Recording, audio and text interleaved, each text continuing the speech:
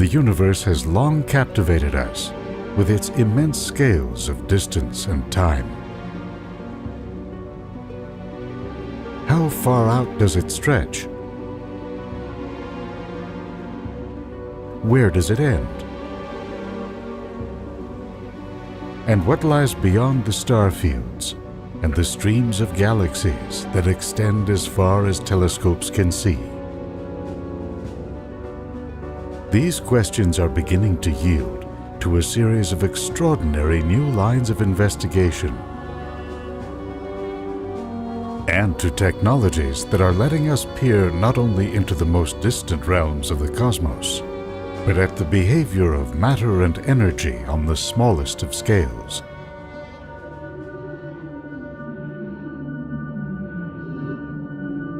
Remarkably, our growing understanding of this kingdom of the ultra-tiny inside the nuclei of atoms is now enabling us to glimpse the answer to the ancient question: how large is the universe?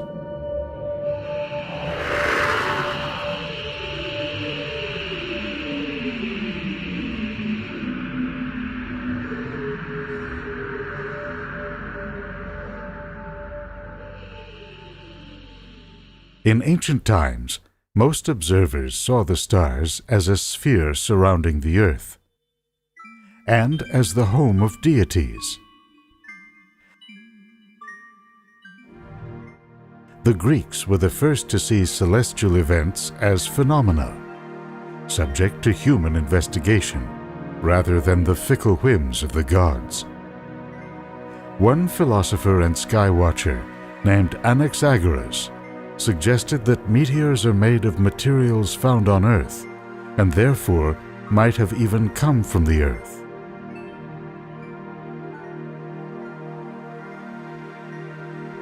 Those early astronomers built the foundations of modern science.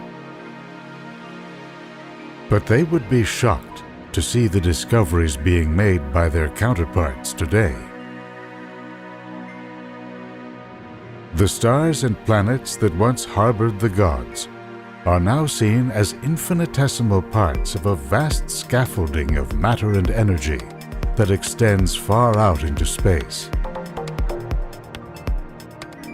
Just how far began to emerge in the 1920s. Working at the huge new 100-inch Hooker telescope on California's Mount Wilson, astronomer Edwin Hubble, along with an assistant named Milt Humason, analyzed the light of fuzzy patches of sky, known then as nebulae. They showed that these were actually distant galaxies located far beyond our own. Hubble and Humason discovered that most of them are moving away from us. The farther out they looked, the faster these objects are receding. This fact, now known as Hubble's law, suggests that there must have been a time when the matter in all these galaxies was together in one place. Everything that astronomers saw in their increasingly large telescopes would have dated back to a singular beginning, now called the Big Bang. That the universe could expand had been predicted back in 1917 by Albert Einstein. Except that Einstein himself didn't believe it until he saw Hubble and Humason's evidence. Einstein's general theory of relativity suggested that galaxies could be moving apart because space itself is expanding. So when a photon gets blasted out from a distant star, it moves through a cosmic landscape that is getting larger and larger, increasing the distance it must travel to reach us. So how large the cosmos has gotten since the Big Bang depends on how long it's been growing, in addition to its expansion rate. Recent precision measurements gathered by the Hubble Space Telescope and other instruments have brought a consensus. that the universe dates back 13.7 billion years. In that time, a beam of light would have traveled 13.7 light years, or about 1.3 quadrillion kilometers. But taking into account the expansion of the universe, the most distant galaxies discovered by the Hubble Space Telescope are actually 46 billion light-years away from us in each direction, and almost 92 billion light-years from each other. So, is that the size of the universe? It's not, according to a dramatic new theory that describes the origins of the cosmos. It holds that our 92 billion light-year patch is a mere speck within the universe as a whole. The theory is based on the discovery that energy is constantly welling up from the vacuum of space in the form of particles of opposite charge, matter and antimatter. Back in the 1980s, the physicist Alan Guth proposed that energy fields embedded in the vacuum of space had suddenly tipped into a higher energy state, causing space and time to literally inflate. The universe went from atomic size to cosmological size within an infinitesimally short time. As a result, according to Guth's calculation, the universe as a whole would have grown to some 10 billion trillion times the size of the observable universe. That's a 10 followed by 24 zeros. Put another way, the whole universe is to the observable universe, as the observable universe is to an atom.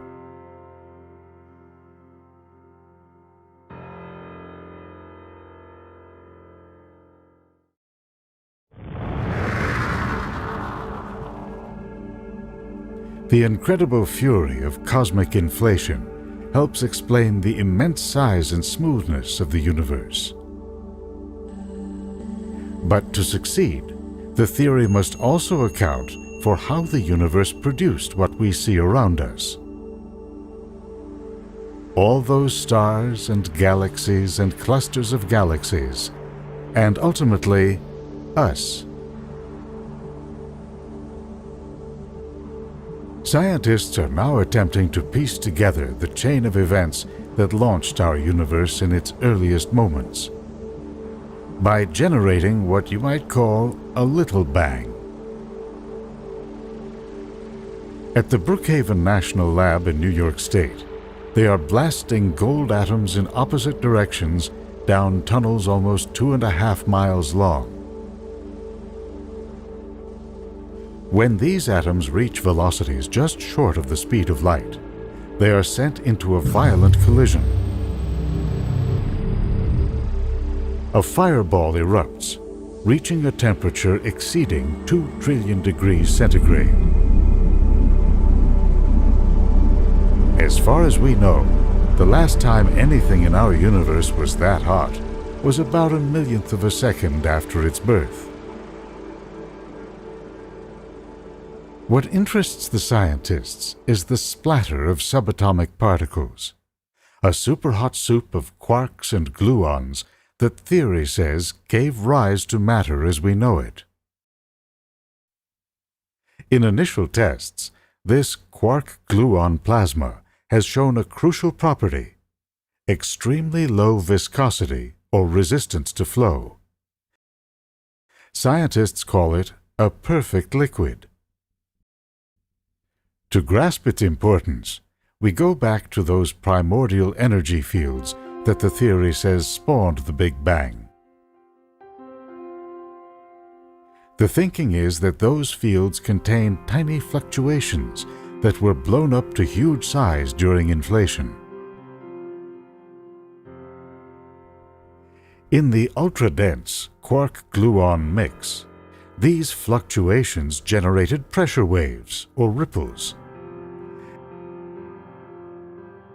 As the universe evolved, these ripples gave rise to variations in the density of matter. Amazingly, the imprint of those primordial ripples is out there today, in a faint signal discovered accidentally back in the 1960s. Working for the Bell Telephone Company, physicists Arno Penzias and Robert Wilson had built a giant horn-shaped antenna. But wherever they pointed, the contraption picked up excessive noise in the microwave portion of the electromagnetic spectrum. That noise turned out to match a prediction made years earlier, that in the wake of the Big Bang,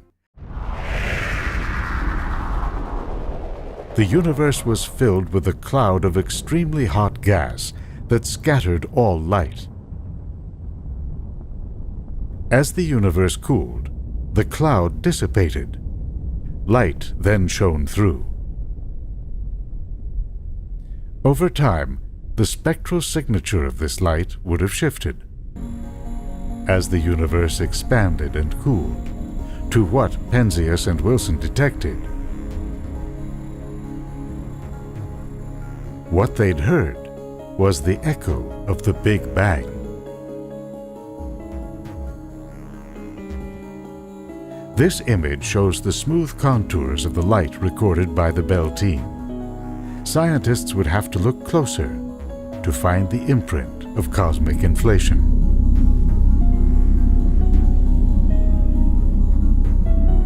The Space Shuttle Discovery lifted the Hubble Space Telescope into orbit on April 24, 1990, in one of the most important scientific milestones of our time.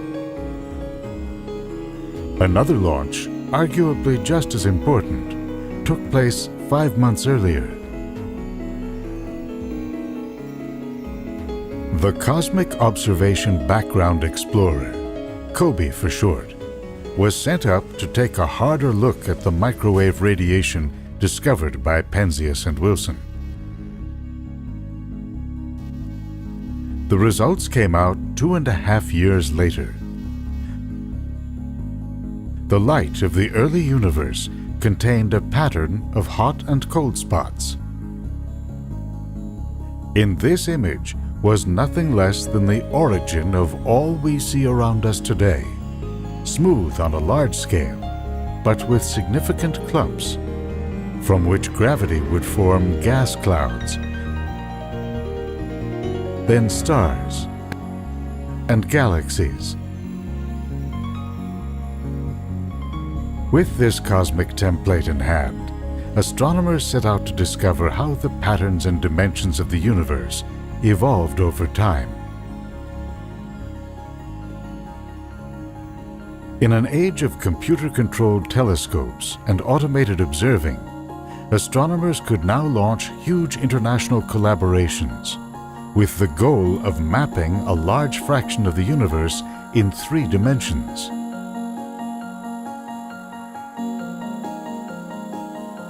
At Apache Point in New Mexico, the Sloan Digital Sky Survey set the standard for mass production astronomy. A series of steel plates are drilled with holes that exactly match the location of galaxies in the night sky. After plugging fiber optic sensors into the holes, the plates capture the light of hundreds of galaxies per night. From that light, the astronomers calculate their distances from Earth.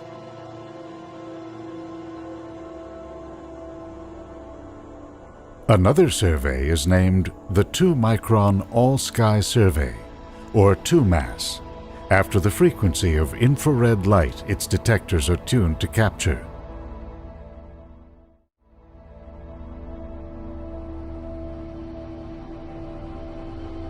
In this image, the 2MASS data covers a region 60 million light-years across.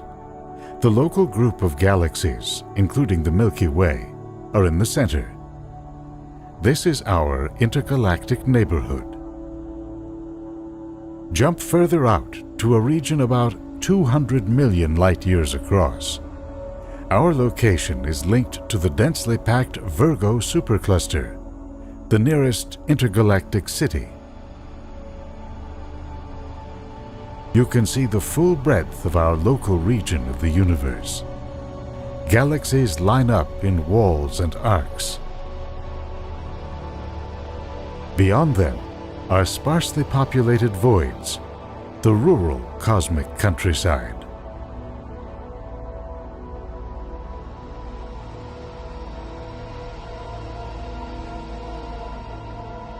Moving out with the data, this region is over 650 million light-years across.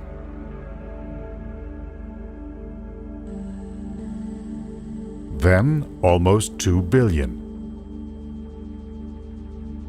3.2 billion. And finally, out to a region 6.5 billion light-years from end to end, the cosmic continent. In the middle of it all, our galaxy, so immense from our earthly perspective, is less than a speck.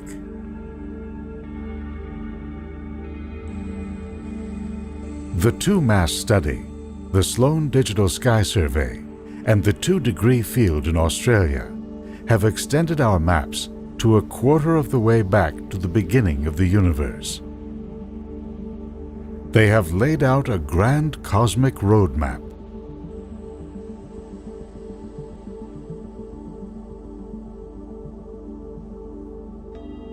COBE's successor, the Wilkinson Microwave Anisotropy Probe, or WMAP, was launched to scan the early universe for the fine-scale origins of this cosmic atlas. WMAP traveled beyond any interference from Earth to a position balanced between the Earth and the Sun. There, for 2 years, its detectors took in the pristine light of deep space.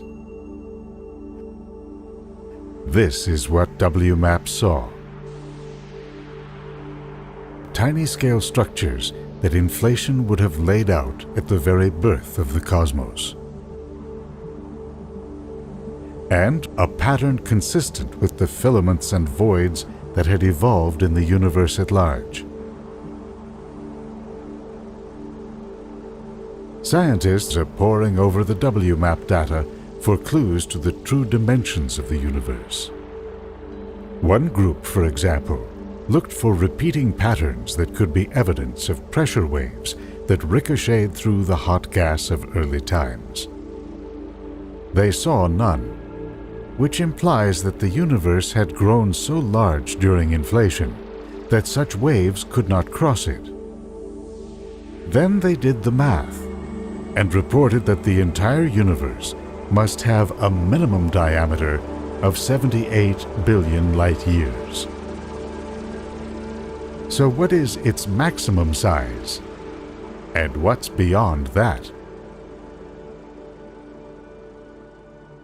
We will never know for sure what lies beyond our visual horizon, but astronomers are turning up some surprising hints in the universe they can see. To ancient observers, the universe was made of 5 classical elements: Earth, water, air, fire, and a 5th, quintessence, or space. Aristotle believed the stars, unchanging and incorruptible, were made of this 5th element.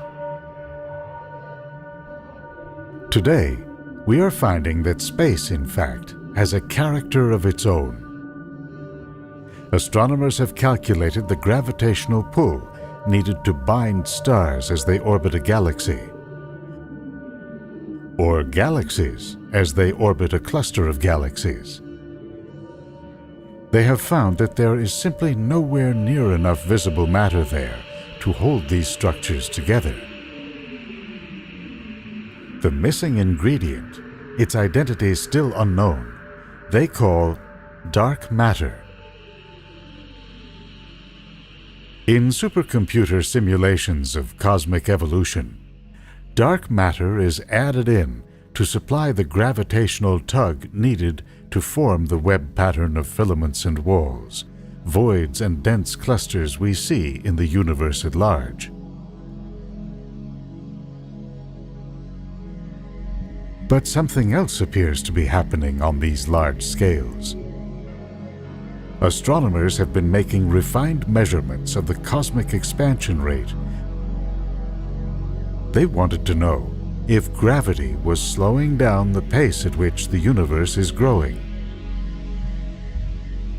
The markers they used, type 1a supernovae, are thought to burn at uniform intensities throughout the universe.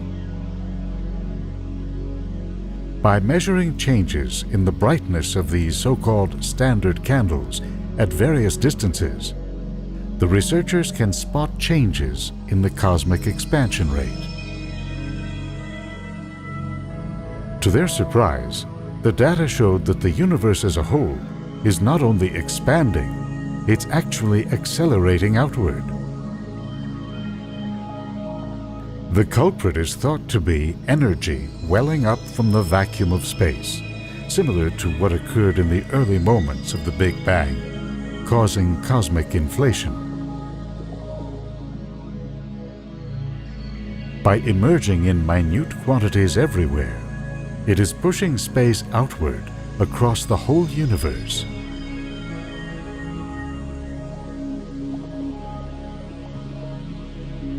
Over time, this so-called dark energy has grown to an astonishing 3/4 of all the matter and energy in the universe.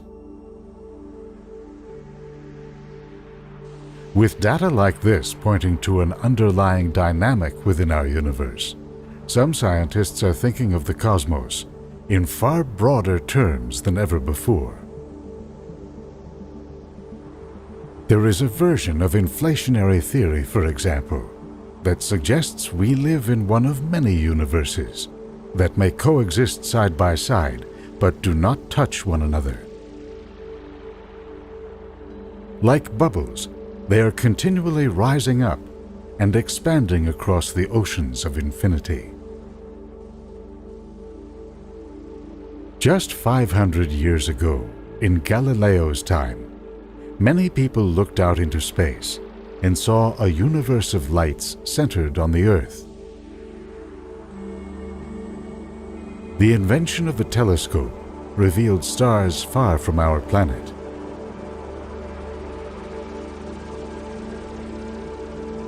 Then galaxies, clusters of galaxies, and beyond them, vast walls and filaments of matter.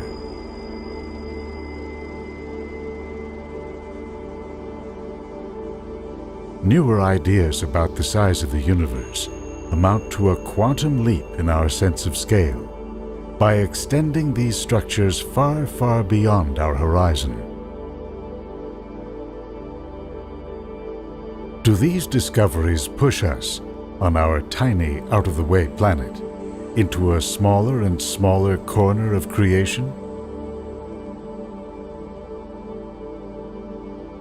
Or does our ability to comprehend and imagine the far limits of time and space somehow expand our importance in the grand scheme of things?